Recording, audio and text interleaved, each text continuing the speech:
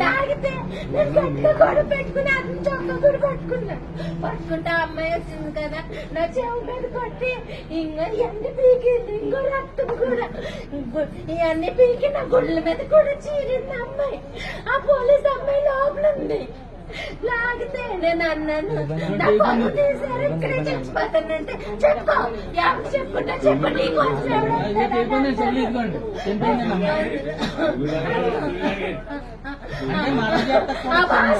ఏం చెప్తే పొద్దున్న నుంచి అదే చేస్తున్నారు.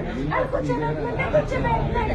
ఆడున్న రూమ్ లో తీసుకెళ్ళిన బట్టలు లాగారు వాళ్ళు. ఆడిని అందరూ అంటున్నారని ఆడి పంపేసేసారు బయటికి. ఏం తెలియనట్టు అబ్బాయిని ఎస్కేప్ చేస్తుంటే నేను వెళ్ళి ఆడు లాక్కొచ్చాను. అంటే ఆడు ముందు నా బట్టలు పీకి ఆడు సంతృప్తి పడుతున్నారు.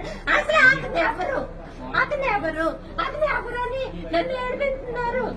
ఇలా ఎన్నిసార్లు ఆడికి నాకు వైసీపీ వాళ్ళకి నాకు గొడవలు అవుతున్నాయి. గత సీఏ గారే ఆవిడ ముందు యూట్యూబ్ ఛానల్లో కూడా ఆవిడ భర్తను వదిలేసింది. మళ్ళీ పెళ్లికి పెట్టిన నా ఫోటో తీసుకెళ్లి పెళ్లి ఛానల్ ఉంటుంది కదా అందులో పెట్టారు. సీఏ గారు కంప్లైంట్ ఇస్తే ఆడికి వ్యతిరేకంగా తీసుకోలేదు. ముందు కూడా ఇప్పుడు కూడా ఆడికి వ్యతిరేకంగా కంప్లైంట్ ఇస్తుంటే తీసుకుంటలేదు. ఆడికి పెద్ద పెద్ద వైసీపీ వాళ్ళు అతను ఎవరో సిద్ధార్థ రెడ్డి అంట అతను అనుచరుడు అంటే ఈ అబ్బాయి.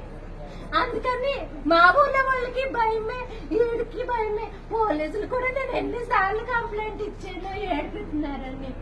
ఎందుకు ఇవన్నీ దుర్గేష్ గారు వాళ్ళందరూ తెలిస్తే బాధపడతారు, ఎందుకమ్మా ఎంత బాధపడి చేయడం అంటారు. నాకు పార్టీ తరఫున చేయడం చాలా ఇష్టం.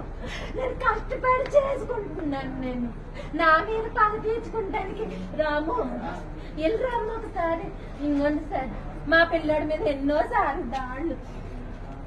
ఇంకో వాడి పిల్ల వెళ్ళొస్తుంటే ఎదరబండి మీద వెళ్ళేవాడు కత్తితో గీసేసాడండి. కన్ను పోను కొంచెం ఉంటే అయినా కానీ నేను ఎవరికి చెప్పుకోవాలి కూడా తెలియక ఊరుకున్నాను. అసలు కంప్లైంట్ తీసుకుంటలేదు. ఇప్పుడు వాడు కంప్లైంట్ ఇస్తే మమ్మల్ని తీసుకొచ్చారు. దాన్ని మేము కంప్లైంట్ ఇస్తే అతను తీసుకురారు. నేను ఇచ్చిన కంప్లైంట్ పేపర్ లేదని అబద్ధం ఆడేస్తున్నారు వాళ్ళని. సార్